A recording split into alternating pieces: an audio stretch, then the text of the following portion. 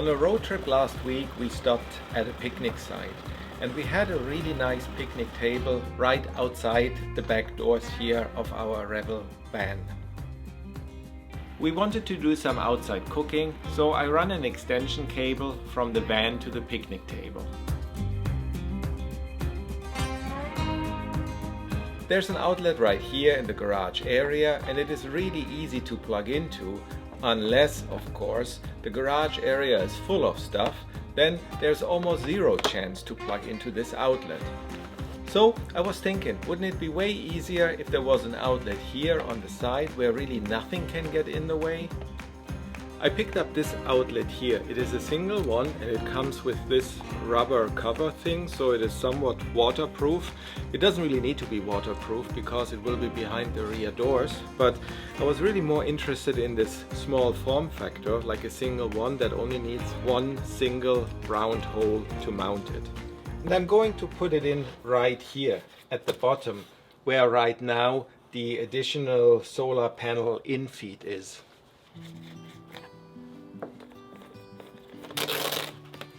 And there should be enough space in this area to move the solar input to up here, and then I can put my additional outlet in here.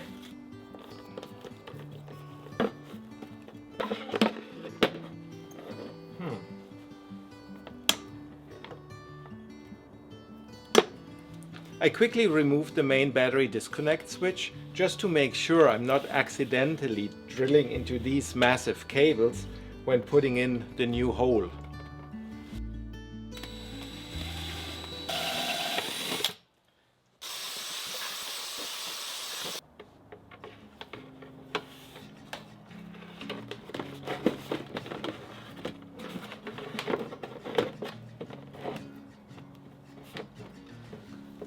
And I know that the solar input is wired up specifically for ZAMP panels. You can use other ones, but then the polarity needs to be flipped. And in theory, I could wire it in with reverse polarity, but then, I don't have extra solar panels. I have no intention ever plugging some in. But if I do, then I don't know, I might be using ZAMP ones, I might be using third-party ones. So I rather keep it stock. And remember that for anything other than ZAMP panels, I need to use an external polar reversal plug. Also, there's another hidden fuse inside of the cable here. So on the positive side of this inlet is another fuse, and if you cannot use the charging port here, it might be because, well, this fuse is blown. And you might be blowing the fuse if you use solar panels that have opposite polarity.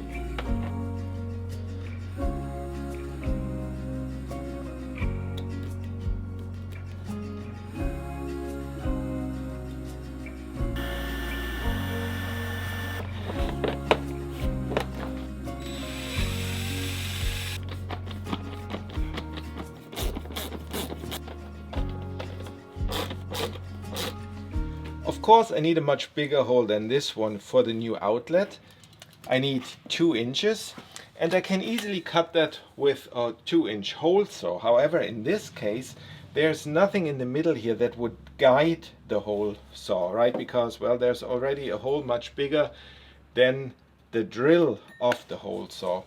So what I did is I made a little jig, this one, which has a 2-inch hole, and this will then guide the hole saw and it won't wander around while cutting this bigger hole.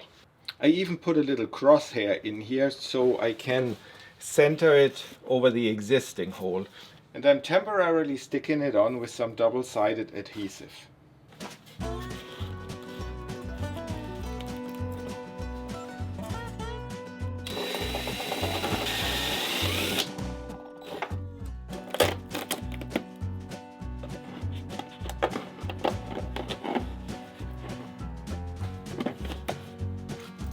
As for the wiring, I want to tap into the existing outlet over here.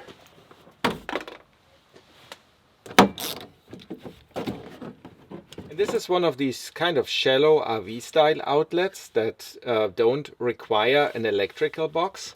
However, there's plenty of space down here in this cavity, so I'm going to install a regular residential outlet with an electrical box. And the advantage is that this outlet has nice big terminals to connect the third cable that I need to feed my new outlet there in the back.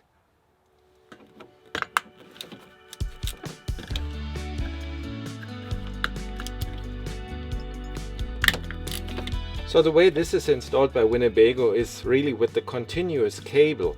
The three conductors are kind of spread apart and then pinched into the outlet. I guess it works. It is not really the cleanest installation, and it is certainly not how I will be connecting into my new outlet, but I guess it works.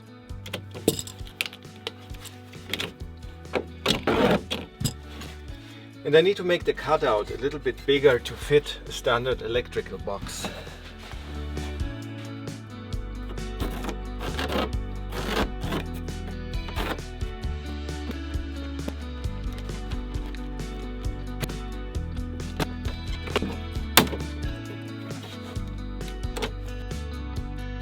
And before I put the electrical box in, I will put a piece of plastic behind it just to stiffen up this area here. If I want to attach the box with some screws instead of just relying on these tabs, I have a little bit more meat here to screw into.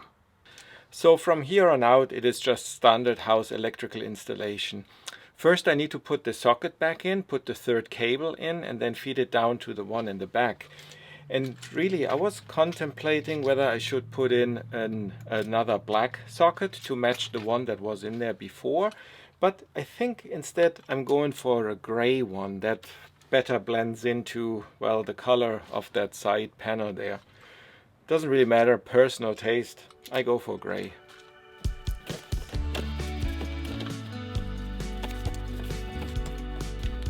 I'm putting the additional wire into the same type of flex conduit Winnebago is using.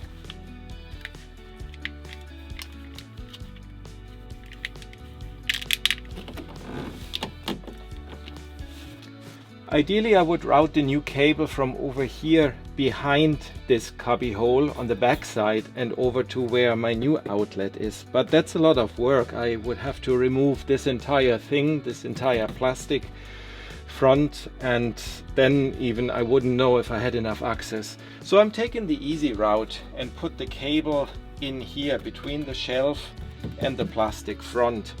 There's a little bit of a lip in here from this cubby hole, and with the cable in this conduit I feel safe enough. I mean, this isn't a high traffic area, right? I'm not going in and out at all pretty much, right? And when the door is closed of the battery compartment, I'm not even seeing it. So I'll do that. This is a relatively short run from over here, up here, over here, and then down to the new outlet.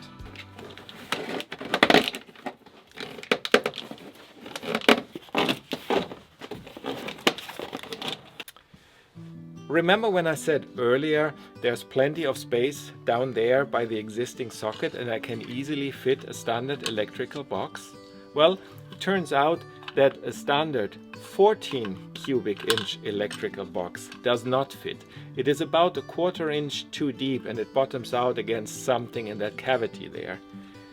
I could fit one of these 8 cubic inch shallow boxes. So this would definitely fit into that little hole there. However, because the box is so shallow, it is kind of hard to get all those cables attached to the actual socket, especially if 3 pairs of wires need to be attached.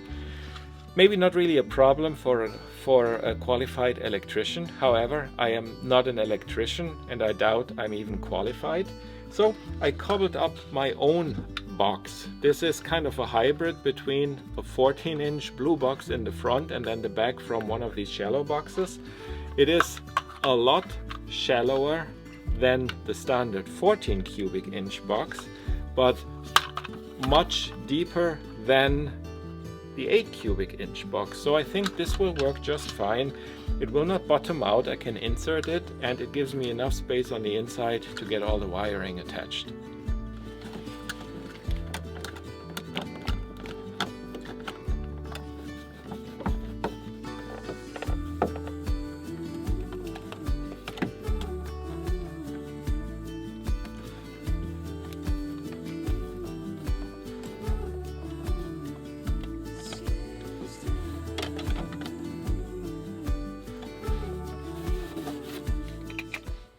Well, if you think about it, all of this was just the prep work for the main event, for putting in this additional socket. And of course, while doing all of this work, I'm not connected to shore power and the inverter is switched off. Not having 120 volts live on these wires greatly increases the chance that the installer, which is me, will actually survive the installation.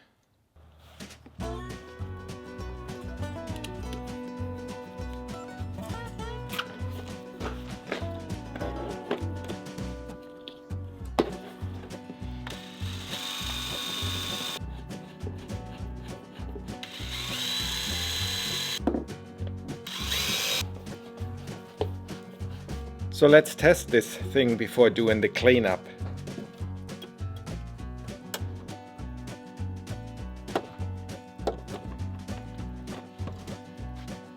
All right, that's good.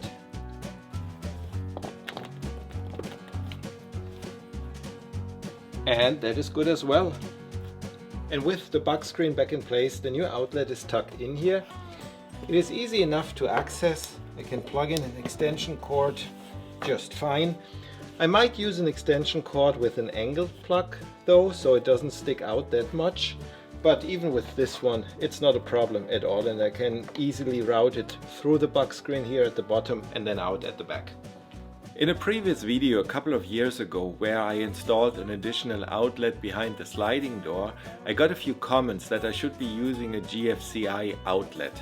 And you might have noticed that neither the existing one in the garage area nor the new one I just put in are GFCI outlets. However, both sockets here in the garage area are fed by the one below the bench seat, and that one is GFCI. So in essence, I have GFCI properties on the two down here as well, because they are connected to the GFCI under the bench seat. And then I wrapped some abrasion-resistant carpet around the conduit, where it goes over the relatively sharp edges of the metal box below. This will add some extra protection for the cable, and might also stop it rattling. This audio portion was AI generated by the 11labs.io text-to-speech engine. A link to their website is in the video description. Well, this wasn't the most glamorous upgrade for sure.